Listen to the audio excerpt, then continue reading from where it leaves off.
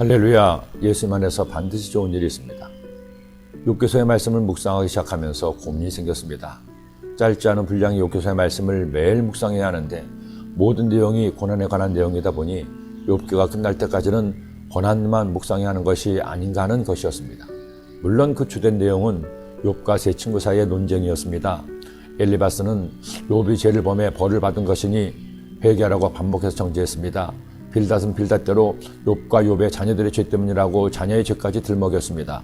소벌 역시 감히 하나님 앞에 의롭다고 자랑한다고 욥을 정죄했습니다. 이처럼 번갈아가며 인간응보를 강조하고 욥의 회개를 촉구하니 욥은 아무리 생각해봐도 이런 재앙이 미칠 만한 죄가 생각나지 않은 것이 답답할 따름이었습니다. 그리고 유래준다고 왔다가 그를 판단하고 정죄하는 친구들에 대한 섭섭함이 이루 말할 수 없었습니다. 서로가 자신의 주장을 내세우면서 평선을 달리다 보니 점점 더 주장은 가격해지고 급기야 친구가 원수처럼 다투게 된 것입니다. 그것도 엄청난 재앙으로 고통당하는 욥의 입장은 더욱 기가 막힐 따름이었습니다.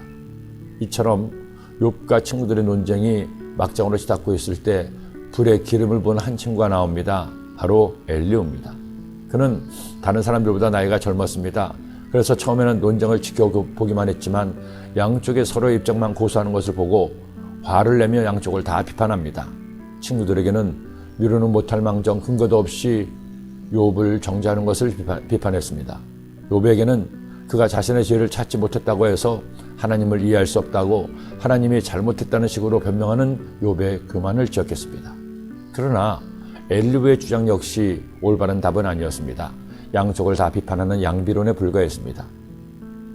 하지만 엘리후는 하나님께 대한 신뢰가 있었습니다.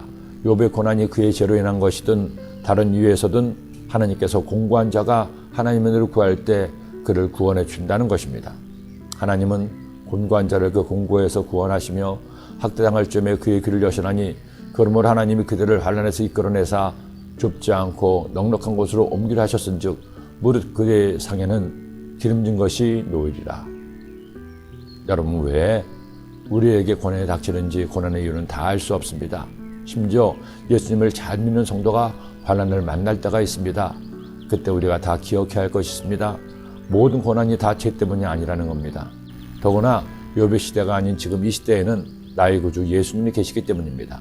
아울러 갑작스러운 자연의 재앙이나 사고로 사람들이 죽거나 다치는 건 역시 그들의 잘못만은 아닙니다. 우리가 할 것은 고난의 원인을 찾는 것이 아니라 고난을 만났을 때 주님의 도우심을, 은혜를 구하는 것입니다. 복음성가의 가사처럼 왜 나만 겪는 고난이냐고 불평하지 마세요.